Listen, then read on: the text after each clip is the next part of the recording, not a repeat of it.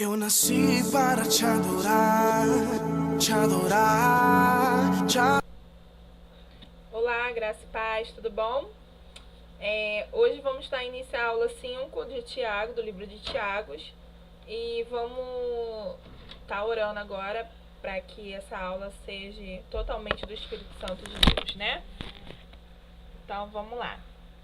Pai amado, Pai querido, Todo-Poderoso dessa terra, Senhor Jesus, nós entramos em comunhão a Ti, Senhor, para primeiramente pedir perdão pelos nossos pecados, Senhor, para tirar toda a amargura de nosso coração, para que o Senhor venha fortalecer e que o Senhor venha cada vez mais estar próximo de nós.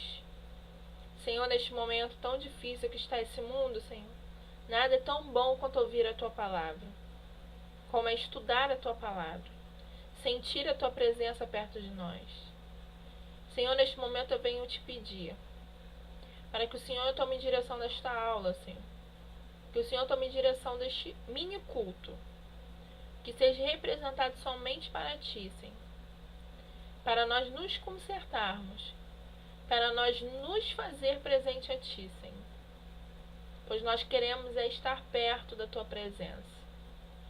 Então nesta noite eu te peço, Senhor, exorta-nos, ensina e edifica.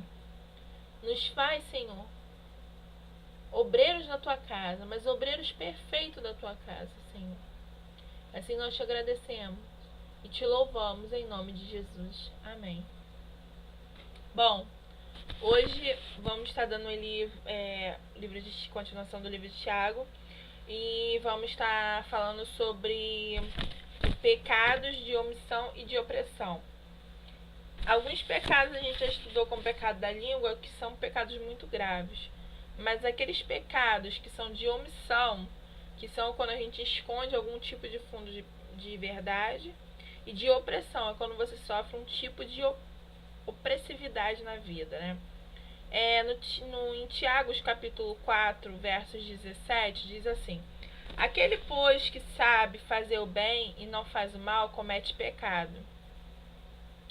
Em capítulo 5, dos versos 1 ao 6, diz assim: pois agora, vos ricos, chorai e pranteai por vossas misérias, que sobre vós hão de vir.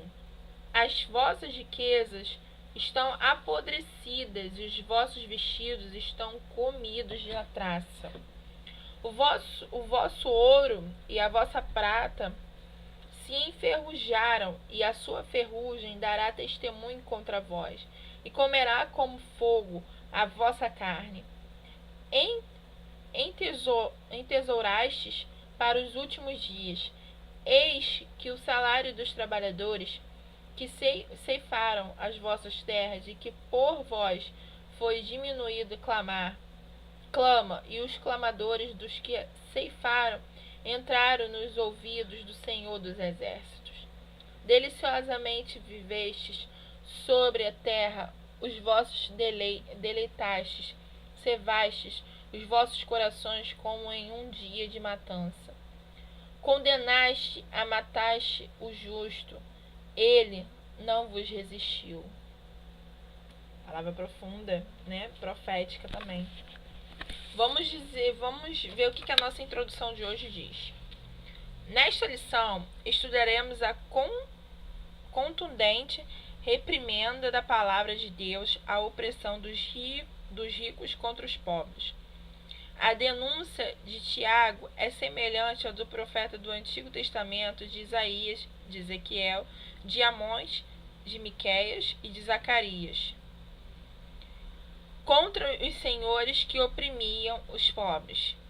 É importante refletirmos sobre este assunto, pois alguns pensam que as advertências dos santos profetas ficaram restritas na época da lei.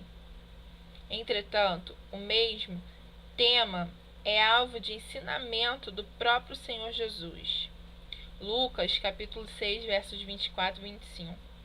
Igualmente, o livro de Atos nos informa que a igreja do primeiro século cuidava dos pobres. Atos, capítulo 2, versículos 42 e 45.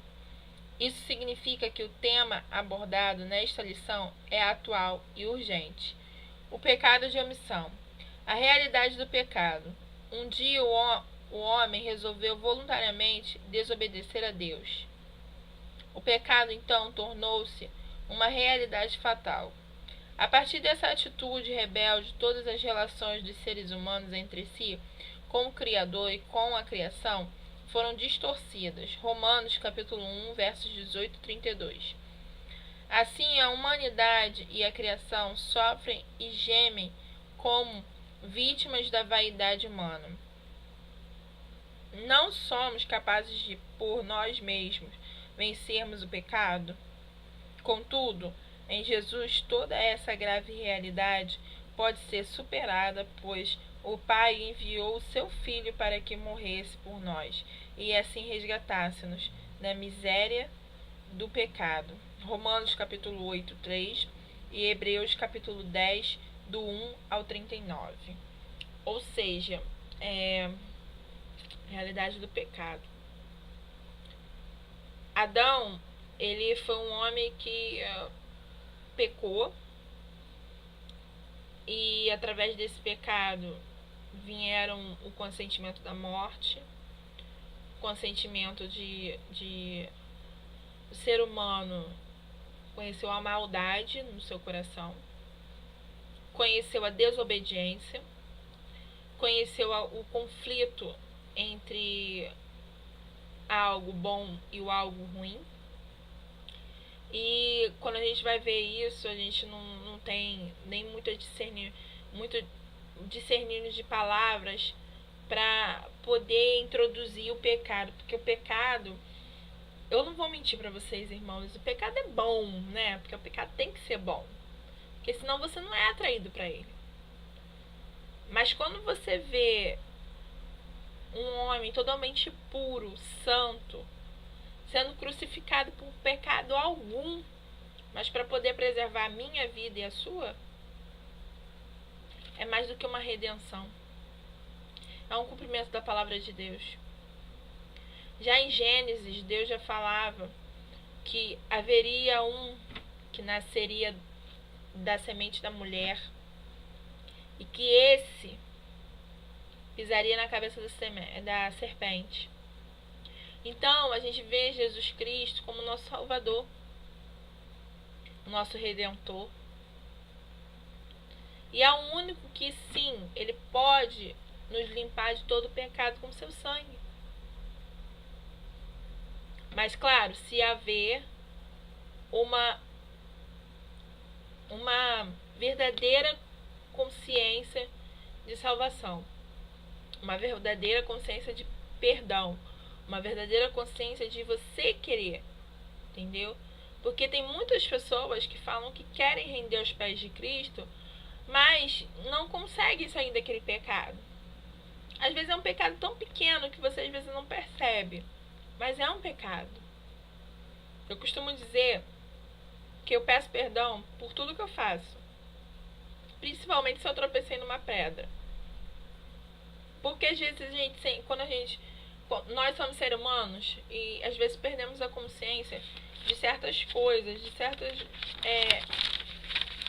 percas assim bem sérias que a gente acaba feito. Porque quando você acaba atropelando uma coisa na outra, você perde a sua bênção. A sua bênção se atrasa por motivos que você ou eu ou qualquer outro ser humano acaba fazendo. São pecados que a desistência de querer aquilo, de você querer ficar com Cristo, acaba acontecendo. Porque o pecado, ele está ali para te mostrar que é bom. Mas se você reparar, tudo que você faz no mundo é passageiro. A alegria é passageira. As amizades são passageiras. Tudo aquilo que você achava que era bom para a tua vida é passageiro. Depois vem a mágoa no seu coração, vem o arrependimento, vem a dor, vem a consequência de um pecado. Porque a consequência do pecado é a pior das coisas que vem na tua vida. Então você começa a analisar aquilo. percebe que aquilo ali está te oprimindo. Isso aí, irmãos, é algo que não tem como se explicar. Mas vamos dar continuidade. Pecado de comissão. A partir da realidade do pecado, algumas formas de pecados podem ser verificadas nas Escrituras. Uma delas é o pecado de comissão, ou seja, realizar aquilo que é expressamente condenado por Deus. Os nossos pais, Adão e Eva, foram proibidos de comer do fruto da árvore do bem e do mal. Entretanto, ainda assim dela comeram.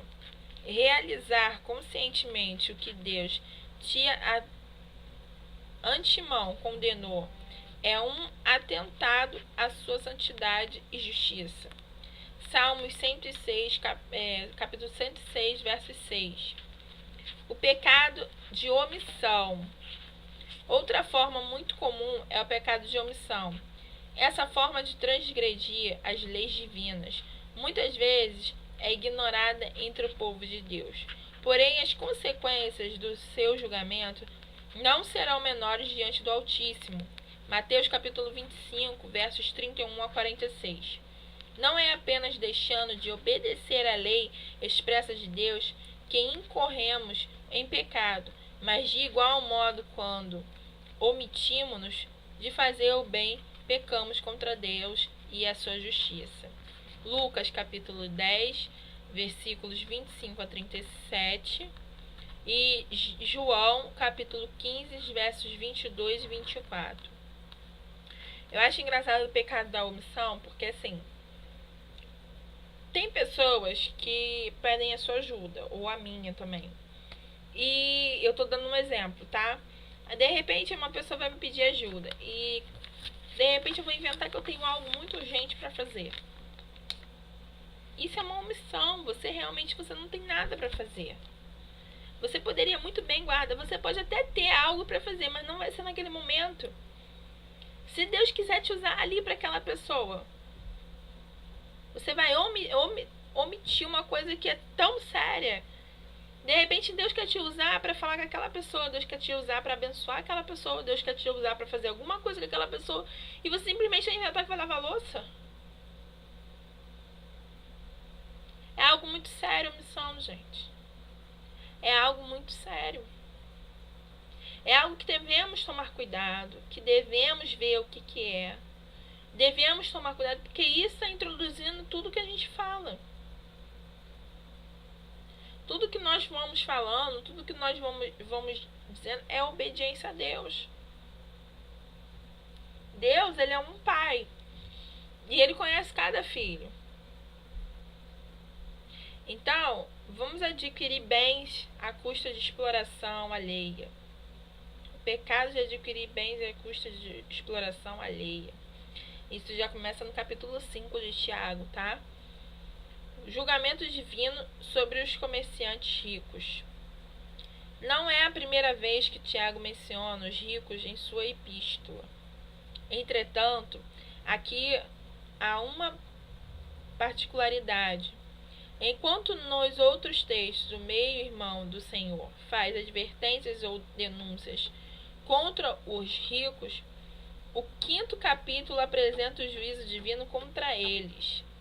Da forma em que o texto da epístola está construído, percebemos que não há indício algum de que a sentença divina é exclusiva para os que conhecem a Deus. Eu vou parar aqui, sabe por quê? Isso aí é muito interessante. A pessoa que é convertida, não conhece a palavra e peca, é porque ela ainda não conhece a palavra. E ela ainda não está liberta. Mas quando a pessoa já veio do mundo evangélico, já conhece a palavra, sabe das regras, sabe dos mandamentos de Deus, porque na verdade as leis não vão te salvar, não vão te dar salvação eterna. Os fariseus, eles faziam tudo que estava na lei, mas na verdade eles não tinham coração puro, não fazia o que tinha que ser feito com a fé, não tinha obras realizadas diante do Senhor. Então, nesse momento eu falo, o pecado, ele vai ser mais transgressor para quem conhece a palavra ou para quem acabou de conhecer a palavra? Para quem está começando a iniciar algo com a palavra. Porque a palavra, ela é estudada diariamente. Ela é estudada diariamente. E é um estudo totalmente complexo, porque no mesmo versículo Deus pode falar de diversos modos com vocês. Diversas maneiras. Deus pode estar falando de qualquer forma com você. E isso é muito interessante. Então, nesse momento, você para refletir, irmão. Pensa bem no que você está fazendo na sua vida. Você hoje peca, omite ou julga e conhece a palavra? Ou você está querendo uma libertação disso da sua vida? É complicado, né? Mas a gente vai aprender mais. O mal que virá. De modo geral, onde se encontra a confiança dos ricos? A família afirma que a confiança dos ricos está amparada nos bens que possuam.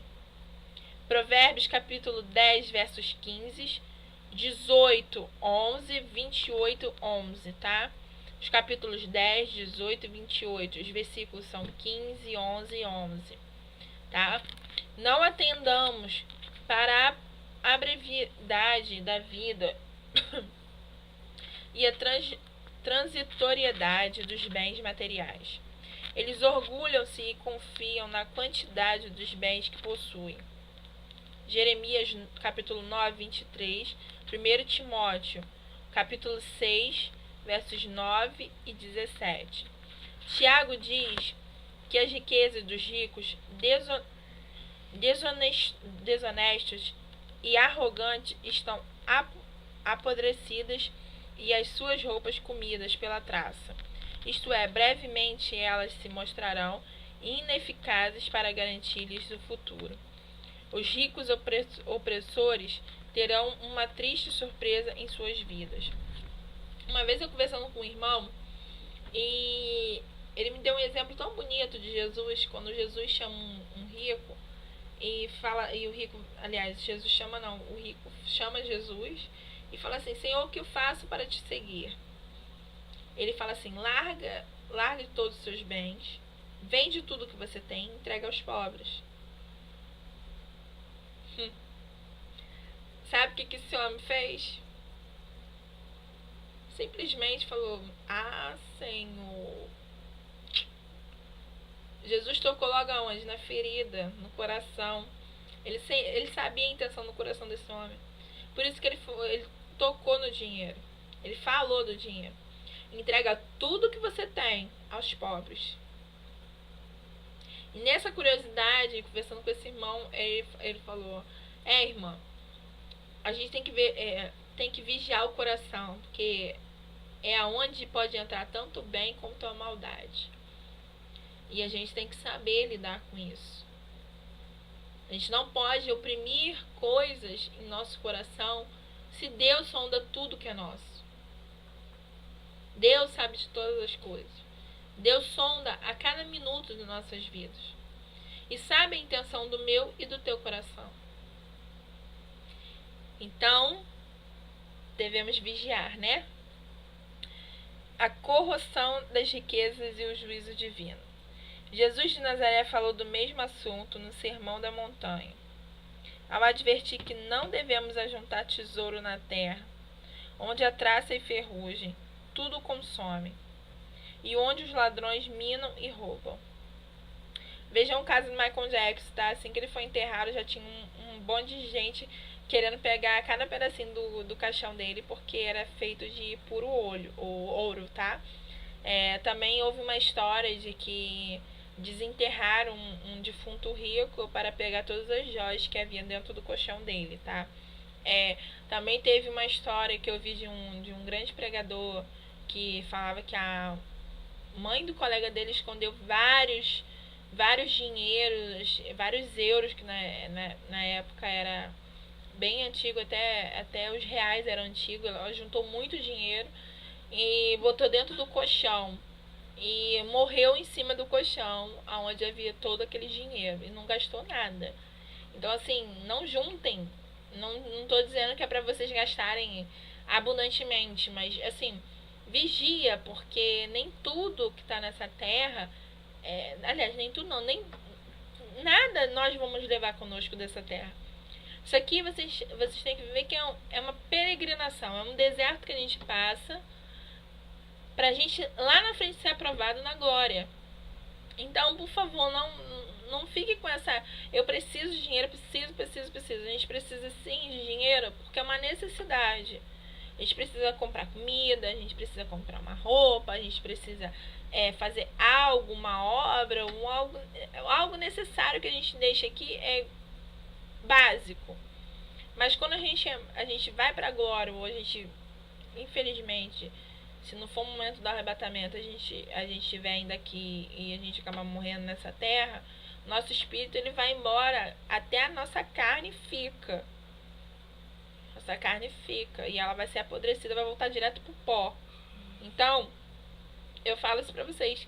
Vigiam em relação a dinheiro, em relação a fama, a custos de vida, porque isso é muito sério, tá? Para vocês quiserem ver o que Jesus fala sobre isso, em Mateus capítulo 6, versos 19. Sabemos que nos dias atuais muitos ignoraram esta admoestação do Senhor, dizendo que não é bem isso que ele quis dizer. Ora, então do que se tratava o assunto do nosso Senhor, senão do perigo de se acumular bens nesse mundo? A arrogância demonstrada pelo rico insensato revela esse desvario no nosso tempo. Lucas capítulo 12, versos 15 a 21 fala sobre isso. Olhando para os dois textos citados, tanto de Mateus quanto de Lucas, é impossível não atentarmos para essas duas perspectivas: a denúncia para o mal da riqueza e a revelação profética do juízo divino contra a confiança nela. Apocalipse capítulo 3, 17, capítulo 6, 15, capítulo 13, 16. É bom ler Apocalipse, porque quando começarmos as aulas de escatologia, o negócio vai ficar muito mais aberto, muito mais amplo do que a gente pensa, né? O escasso salário dos trabalhadores clama a Deus. O clamor do salário dos trabalhadores. O Evangelho alcança pessoas de todos os tipos de classe social. Muitos que constituem a classe alta econômica de nossa nação têm crido em Cristo. Outros filhos do nosso meio têm emergido e alcançado altos patamares econômicos. De funcionários tornaram-se patrões, juízes, políticos, etc.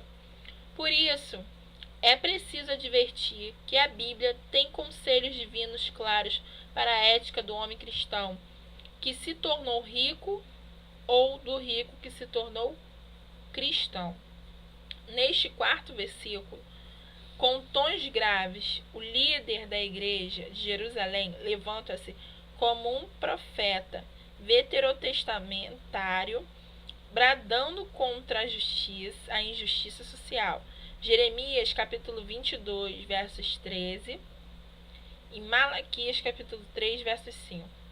Para tal exercício, Tiago evoca a lei, isto é, utiliza a escritura do Primeiro Testamento para fundamentar a sua redação epístola. Deuteronômio, capítulo 24, versos 14 e 15. O meio-irmão do Senhor adverte que Todo-Poderoso certamente se levantará contra toda a sorte de opressão e injustiça. Sério, né? Vamos tomar cuidado com isso. Esses versículos que eu vou falando, vocês vão anotando para que vocês após o vídeo, você está podendo ver na Bíblia e testificando tudo isso que eu vou passando para vocês, tá? Como eu vou dizendo aqui, ele fala sobre os homens que eram pobres viraram ricos e de ricos são cristãos. A gente tem que prestar muita atenção nisso, irmãos, porque hoje a pessoa tanto vira rico, ela esquece Jesus. Eu não entendo muito, eu posso até ser ignorante nessa parte, mas eu não entendo o porquê de ignorar Jesus no momento que ele mais te deu as coisas. Eu via muito isso na igreja, às vezes eu via os pastores, assim, muito desanimados, porque tinha pessoas que iam para a igreja com problema, às vezes era problema financeiro, e Deus ajudava, entendeu? Deus levantava aquela pessoa do nada a pessoa virava patrão, virava alguém, sabe, muito importante, e esquecia de Deus. Começava a falar coisas que não tinha lógica, não tinha fundamento, era uma coisa inventada da Bíblia. Então, assim, vigiar e orar o tempo todo. A carne não está preparada, mas o Espírito está. Então, vamos tentar vigiar isso também. Porque isso é um modo de clamar a Deus e falar: Senhor, eu não quero, mesmo que o Senhor me coloque como um dia ganhando 30 mil, ô Senhor, receba, em nome de Jesus. Eu ganhando 30 mil por mês, mas eu quero estar na tua presença, eu quero poder dar 3 mil de dízimo para a tua obra. Eu quero poder ter minha firma, Senhor, mas eu também quero poder trabalhar na tua obra, eu quero poder trabalhar no teu lar, Senhor, eu quero poder estar visitando famílias, eu quero poder estar fazendo muita coisa ainda. Então isso também é muito importante. Você não pode deixar de ansiar a vida em Cristo e ansiar a carne. Isso nós temos que vigiar muito, é muito sério isso. Vamos continuar. A regalia dos ricos que não temem a Deus cessará. Versículo 5 lembra a denúncia proferida por Jesus em Lucas capítulo 16, versos 19 a 31. Quando o Senhor fala acerca do mendigo Lázaro e do rico opressor, uma vida regalada que não se importava com o futuro e com o próximo, vivendo festejos como se o fim nunca fosse chegar. Deleitando-se em suas riquezas, mal pensava o rico que entesourava para si juízo de Deus. O pobre não resiste à opressão do rico. Há severas condenações do Antigo Testamento contra a opressão dos menos favorecidos. Êxodo capítulo 23, versos 6, Deuteronômio capítulo 24, versos 17. O fato de essa advertência aparecer em o Novo Testamento indica a gravidade dessa atitude. 1 Timóteo capítulo 6, versos 17 a 19.